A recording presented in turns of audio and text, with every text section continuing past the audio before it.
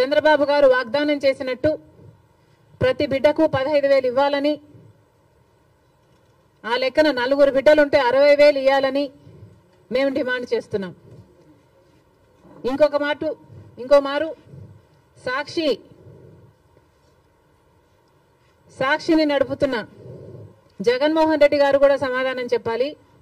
ఇలాగే జగన్మోహన్ రెడ్డి గారు కూడా అమ్మఒడి అనే పథకం ఆయన ముఖ్యమంత్రి కాకముందు అమ్మఒడి పథకం కింద మేము ప్రతి బిడ్డకు 15,000 ఇస్తాము అని ఆ రోజు వాగ్దానం చేశారు.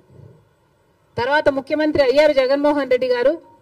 ప్రతి బిడ్డకు 15,000 ఇవ్వలేదు, ఒక్క బిడ్డకు మాత్రమే. అంటే ప్రతి తల్లికి 15,000 అన్నట్టుగానే జగన్మోహన్ రెడ్డి గారు కూడా వ్యవహరించారు. మరి జగన్మోహన్ రెడ్డి గారికి ఆ వాగ్దానం గుర్తులేదేమో ఈరోజు చంద్రబాబు గారి గురించి రాస్తున్నారు. జగన్మోహన్ రెడ్డి గారు కూడా ఇదే వాగ్దానాన్ని ఇచ్చి మాట తప్పడం జరిగింది.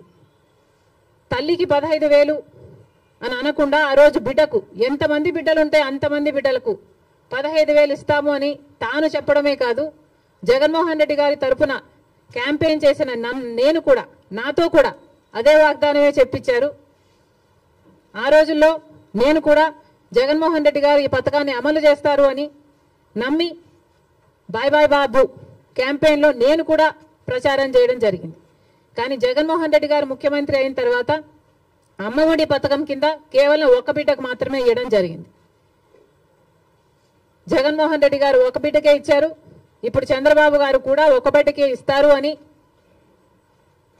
అర్థం వచ్చేటట్టుగా నిన్న జీవోలో ప్రతి తల్లికి 15,000 అని రాయటం జరిగింది. కాబట్టి చంద్రబాబు గారు దీని మీద క్లారిటీ ఇవ్వాల్సిన అవసరం ఉంది అని కాంగ్రెస్ పార్టీ డిమాండ్ చేయడమే కాకుండా ప్రతి బిడ్డకు మీరు వాగ్దానం చేసినట్టు సూపర్ 6లో ఉన్న ప్రతి వాగ్దానము నిలబెట్టుకోవాలని కాంగ్రెస్ పార్టీ చంద్రబాబు గారిని కూటమిని డిమాండ్ చేస్తున్నాం. ఇక ఇటీవల క్రియేట్ చేస్తున్న కన్ఫ్యూషన్ విశాఖపట్నం స్టీల్స్, వైజాగ్ స్టీల్కి సంబంధించి తెలుగుదేశం పార్టీ ప్రజాప్రతినిధులే రకరకాలుగా మాట్లాడుతున్నారు. ఒకరేమో అది లాస్ మేకింగ్ కంపెనీ, అమ్మక తప్పదు అని ఒక రకంగా మాట్లాడతారు. ఇంకొకరేమో ప్రైవేటైజ్ చేయము అని మాట్లాడతారు. అసలు విశాఖ స్టీల్కు ఇంత ప్రమాదం ఎందుకు వచ్చిందో ఆంధ్ర రాష్ట్ర ప్రజలందరూ కూడా ఆలోచన చేయాలి. అధికారంలో ఉన్న బీజేపీ పార్టీ అయితేమి, ఇక్కడ అధికారంలో ఉన్న చంద్రబాబు గారు అయితేనేమి ఆలోచన చేయాలి.